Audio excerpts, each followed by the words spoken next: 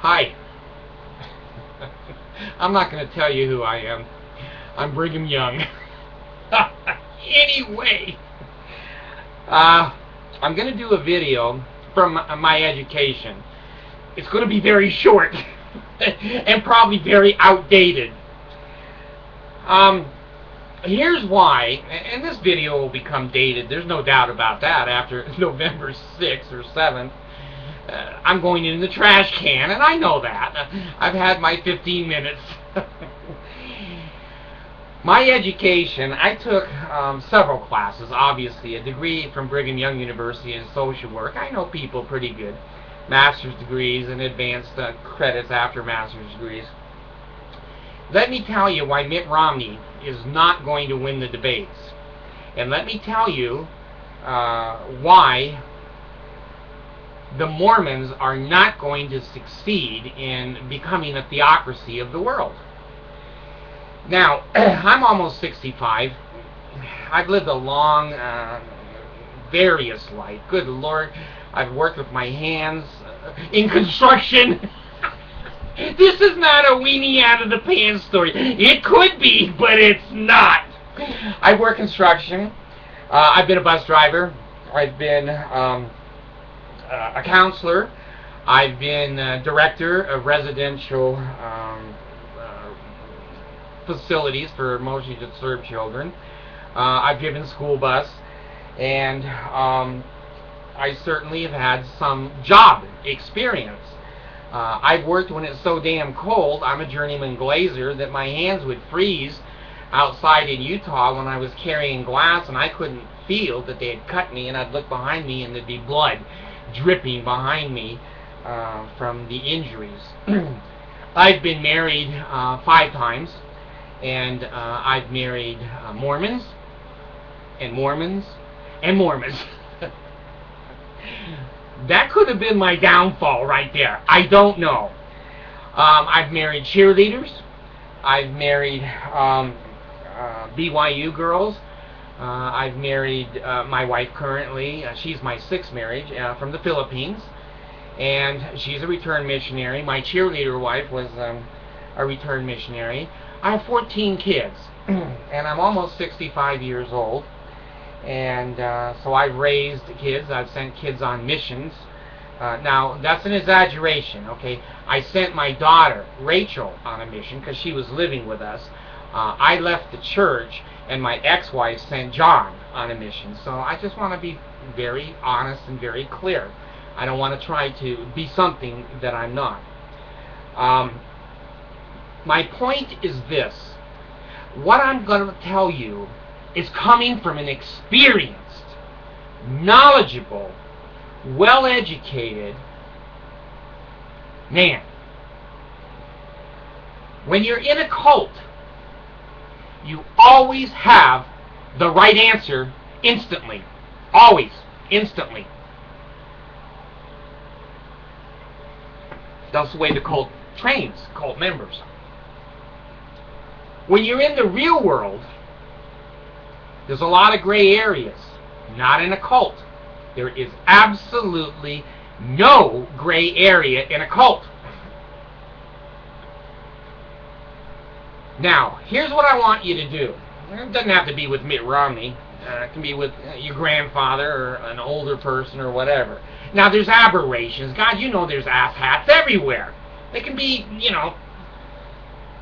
right beside you. And here in Utah, they always are. Both sides of you.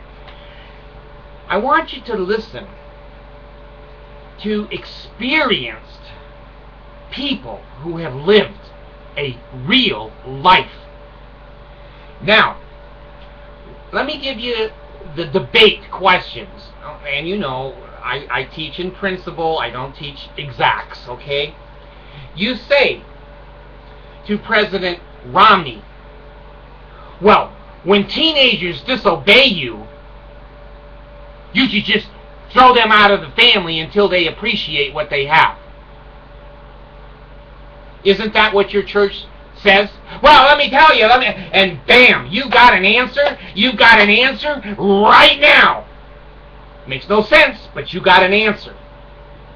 Now, you turn to the experienced man or woman, because women know a lot of this stuff better than men, and you say, well, you've got a mouthy teenager, and do you think it's the right thing to do to throw them out of the house until they become appreciative of what they have? Now, as a counselor, as a father of 14 children, and being 65 years old, and having a teenager right now, she's 14, here's what I would say. And I'm not running for president. That's a difficult question.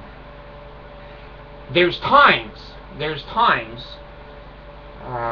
when teenagers are out of control that they can become a danger to the younger children, to themselves, to the parents, and certain interventions might become appropriate. However, teenagers, part of their maturation and their growth development is rebellion. They're trying to launch into an adult world, but are not ready for it quite yet. There may be other situations, such as medication, counseling, outpatient counseling. I would have to say this, as an experienced professional. To throw a young person out of a house into a world that they can't work, they can't get a job, they have no savings, they probably don't have a driver's license or a car, you're throwing them into a worldly situation that they're not going to be able to thrive normally. Most of them, not all, but most of them will be going to drugs, alcohol, prostitution. Good chance the girls will get pregnant. Good chance the boys will rob a 7-Eleven for money. Again, you can't predict which children are going to do that and which are not going to do it. But my summary would be, it's very complex. I don't always know, and I don't think most of us who are professionals know. I think it takes a lot of input, a lot of flexibility, and instinct by a parent to decide to throw a child out of the house. Throwing them into foster care where they're supervised, or throwing them into a residential treatment center certainly would be better than throwing them out on the streets. However, a correct answer and an answer that fits all situations, I just couldn't give you. Now, do you see the difference? Do you see the education? Do you see the experience? Do you see the sincerity? Do you see the complexity, the flexibility, the flux of everything going on? Mormons, they don't see it. You know what they say? If your child goes down the wrong road, don't worry that they'll be like the prodigal son. They'll see their bad ways and they'll come back. Right! Most of them never do. Now you watch when reporters, when debaters, when anybody asks Romney a question, 40% of the time he will interrupt them.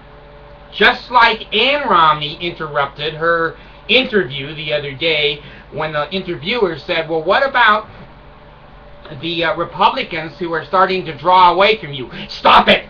Stop it! There it is.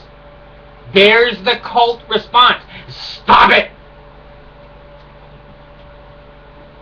Ann Romney could have said, well, that in elections there's many complexities. You can't please everybody. We're doing the very best we can to facilitate diversity. And we're certainly not going to stifle free speech, and they certainly can say the things that they feel. We're hoping when they get into the voting booth that they'll see that Mitt Romney is the best man for this job.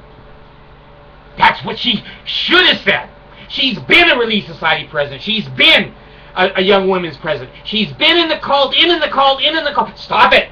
Stop it! Stop it! An adult doesn't do that. Now you watch Mitt Romney. He interrupts. He stops the question. He doesn't give the questionnaire a chance to finish the question. and you have never, never, never seen a Mormon go, well,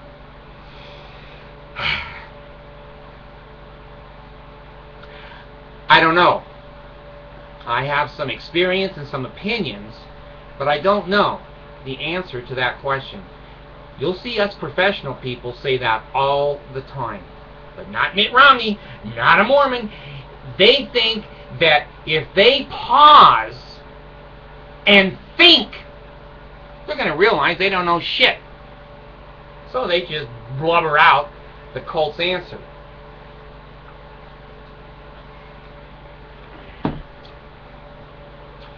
I am trying to make public that men and women who are in a cult have no worldly experience.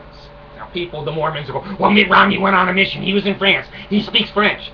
Well, yeah, but after he was in the car accident, it wasn't his fault, but the Mormon mission president's wife died, and Romney almost died. Very serious accident. He was in the mission home the rest of his mission. Table, desk, computer, whatever. He wasn't out with the people. He does not have worldly experience. He's not dealt with retarded, autistic, Hispanic, Iranians, Muslims, Hindu, Buddhist, poor people, black people, old people. He doesn't have any of those experiences. And you're going to see him cutting off the moderator, and you're going to see him with automatic answers in the same sentences he's been using, because there's no cognitive, mental thinking, cognitive development. That whole side of his brain is gone. So if the Iranians burn our flag and give us the finger, he just nukes them. That's what he's been taught. He just nukes people. There's no negotiation, there's no talking, there's no understanding that we stole their oil when he was a child and left them in poverty for decades. He doesn't remember that, and he hasn't read history. He doesn't understand other cultures and other ways of doing things. So, the 6 angels, naked girls that appear to me, that's my Revelation group. I have a better one than Joseph had. 2 old men, I guess. I don't know. Maybe he was into men. But I really like the ones that come to me. And a lot of times I do miss the things they say because I'm too busy looking at them. And they're glorious beyond description. Joseph was right about that. Anyway, experienced, educated men and women with wisdom, knowledge, education. The more education you get in this world, the more often you say, I don't know. I really don't know. After those sentences, the wise man will say, could be this way, could be this way, could be this way, could be this way. And then may come to some kind of an opinion in their own life and conclusion. That's the mark of leadership. That's the mark. Camera's always the opposite. Of wisdom. You have to think before you speak. You have to hear before you draw opinions. You have to have time to think this, that, left, right. That comes with wisdom. Mitt Romney doesn't have it. Mark my words, my 6 angels are always accurate. He'll interrupt and he'll have a ready-made sentence for everything. I know the church is true. I know that Joseph Smith's the prophet. I know the Book of Mormon is the only true book in the world. I know we're the only true church in the world. And I know that Monson's a prophet. He's been trained in a cult. He doesn't know what else to say or how to say it. It's going to be made up. It's going to be puff, puff, puff. And I'm a little worried with that kind of leadership. There's no wisdom. There's no experience. It's just cult training. Thanks.